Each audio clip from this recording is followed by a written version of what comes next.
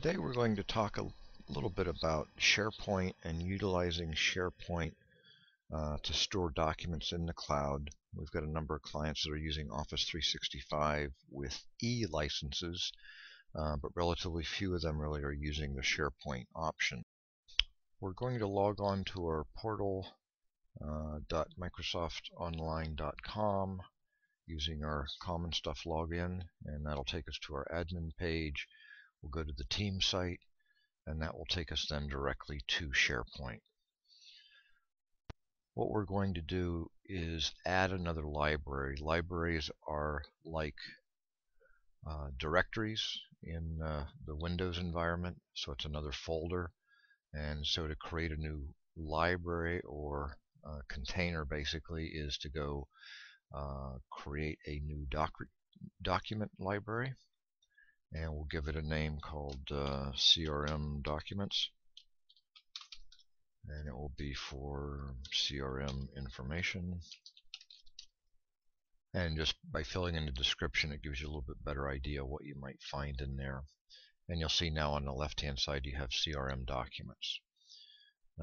One way to add documents to this is to click on the Add a Document. Simply hit Browse, and then we're going to upload this PDF file, and if we choose to open, then OK, and then it will then get uploaded, and then anyone that has access to that document library based on permissions will be able to access that file. Okay, and now you'll see our dynamic CRM dashboards PDF file, and we now have it uploaded.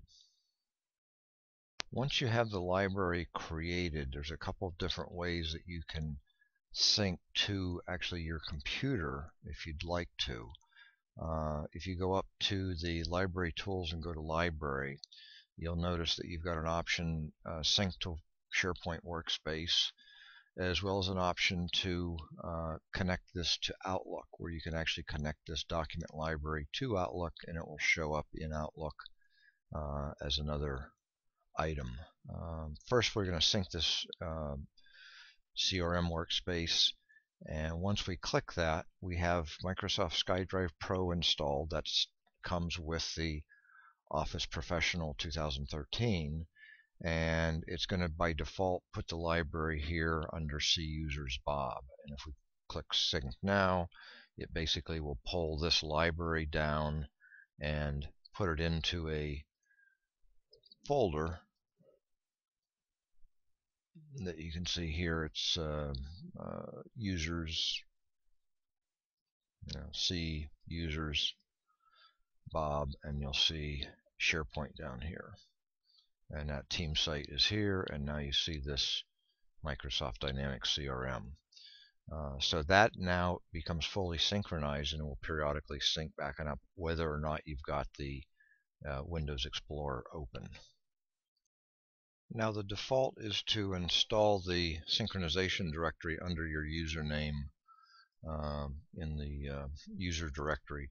However, you can change that, or you can let it set it up automatically there and then go include in the library and create a new library, and that then will, under your libraries, create the SharePoint-C and again the team sites, and you'll see all the documents there. So there's a number of ways that you can make it easy for your users to access these documents that are on SharePoint.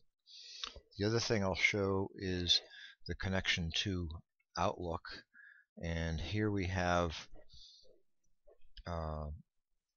my Outlook 2013. You'll notice down here SharePoint list. Underneath there is SharePoint sample team site, shared documents, and we have a file called parts.xlsx, a spreadsheet. And this is actually one of the sheets in the spreadsheet. You can browse through it.